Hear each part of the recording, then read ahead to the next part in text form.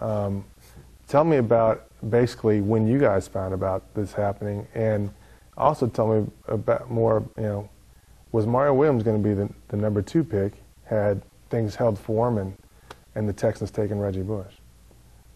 I guess take it one at a time. The Reggie Bush deal was, when we found out,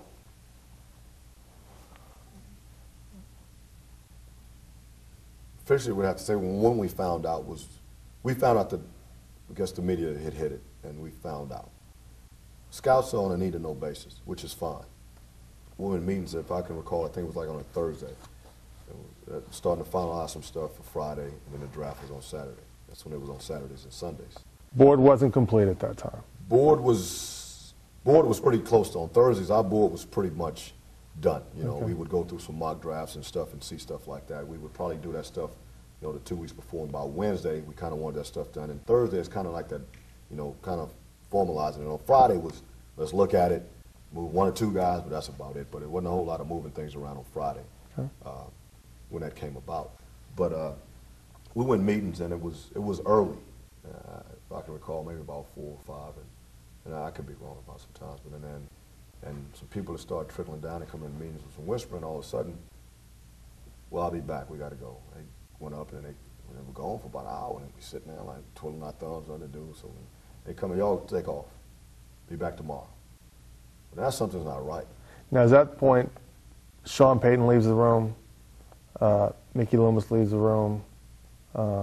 At that point, I don't know if Sean and or Mickey were in the room. But some I people don't want were. to say, but somebody had left and what have you, and then our directors end up taking off. Okay. And that was unusual because we weren't getting out of those meetings. 10, 11 o'clock. Around there. Late. And that was unusual. So, me and another scout jumped in the car. We're going to go grab some meat. All of a sudden, a phone starts ringing. And it was from a guy that used to work with us the year before. And he's like, hey, man, heard y'all getting Reggie. I'm like, whoa, where did you get this from? You were another team. So right then and there, we kind of looked and we're like, that's what that deal's about. That's what that deal is about. And that had hit way before the media had got it out, and we figured now we knew. So we didn't know we were getting him, but we kind of knew that that's what we were kicked out for now. That's why we were asked to, hey, y'all come back tomorrow. And it was a need-to-know basis, and we didn't need to know. And then they felt that, and that's their prerogative, and hey, you guys go, because they didn't want anything leaked. I mean, goodness gracious, a guy from another team had already called about it. So, and so the next morning when we came in, of course that night it was all over that Mario had worked out an agreement and that Reggie was there. And that next day we went in, and that was a no-brainer. At that point, that was a no-brainer. If Reggie had gone to the Texans, Mario was not in line. He was not in line. If I can recall, probably I think it may have been A.J. Hawk.